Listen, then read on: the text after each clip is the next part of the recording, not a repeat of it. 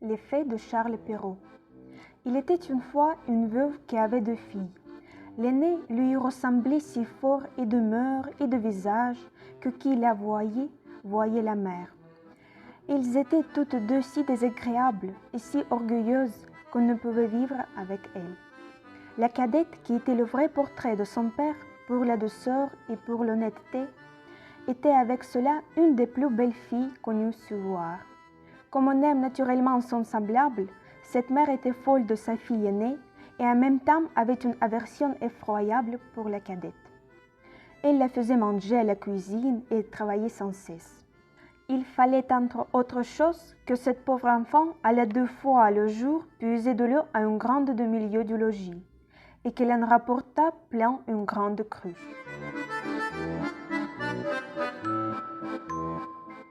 Un jour qu'il était à cette fontaine, il vint à elle une pauvre femme qui la pria de lui donner à boire.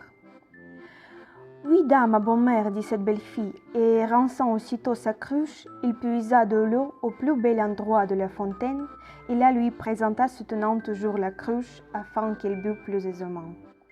La bonne femme, ayant bu, lui dit « Vous êtes si belle, si bon et si honnête que je ne puis m'empêcher de vous faire un don. » Car c'était une fée qui avait pris la forme d'une pauvre femme de village pour voir jusqu'où irait l'honnêteté de cette jeune fille.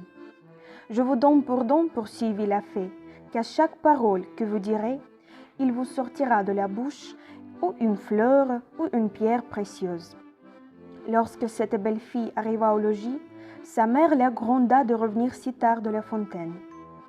Je vous demande pardon, dit cette pauvre fille, d'avoir tardé si longtemps. Et en disant ces mots, il lui sortit de la bouche de roses, de perles et de gros diamants. « Que vois-je là » dit sa mère tout étonnée. « Je crois qu'il lui sort de la bouche des perles et des diamants. D'où vient cela, ma fille ?» Ce fut là la première fois qu'elle l'appela sa fille. La pauvre enfant lui raconta naïvement tout ce qui lui était arrivé, non sans jeter une infinité de diamants. « Vraiment, dit la mère, il faut que j'y envoie ma fille. Tenez, Fanchon, voyez ce qui sort de la bouche de votre sœur quand elle parle.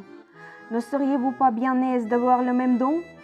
Vous n'avez qu'à aller puiser de l'eau à la fontaine, et quand une pauvre femme vous demandera à boire, lui en donnez bien honnêtement. »« Il me ferait beau voir, répondit la brutale, aller à la fontaine. »« Je veux que vous y alliez, reprit la mère, et tout à l'heure. » Il y alla, mais toujours en grondant.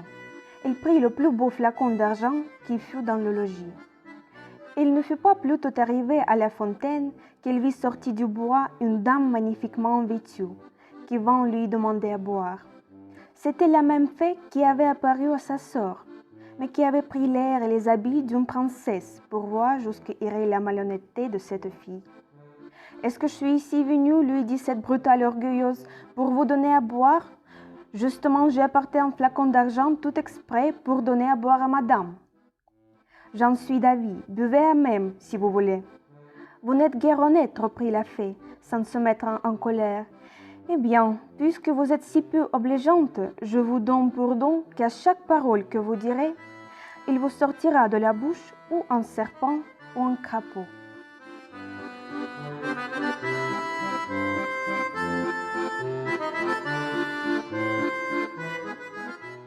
D'abord que sa mère l'aperçut, elle lui cria « Eh bien, ma fille !»« Eh bien, ma mère !» lui répondit la brutale en jetant 2 vipères et 2 crapauds. « Au ciel !» s'écria la mère, « que vois-je là? C'est sa sœur qui en est cause. Il me le paiera. » Et aussitôt, elle courut pour la battre. La pauvre enfant s'enfuit et alla se sauver dans la forêt prochaine. Le fils du roi, qui revenait de la chasse, la rencontra et la voyant si belle, lui demanda ce qu'elle faisait là toute seule et ce qu'elle avait à pleurer. « Hélas, monsieur, c'est ma mère qui m'a chassée du logis. » Le fils du roi, qui vit sortir de sa bouche 5 ou 6 perles et autant de diamants, la pria de lui dire d'où cela lui venait. Il lui conta toute son aventure. Le fils du roi, en devenant amoureux et considérant qu'un tel don valait mieux que tout ce qu'on pouvait donner en mariage à un autre, l'amena au palais du roi son père, où il l'épousa. Pour sa sœur, elle se fit tant haïr que sa propre mère la chassa de chez elle. Et la malheureuse, après avoir bien couru sans trouver personne qui voulût la recevoir, alla mourir au coin d'un bois. Moralité. Les diamants et les pistoles peuvent beaucoup sur les esprits. Cependant, les douces paroles ont encore plus de force et sont d'un plus grand prix.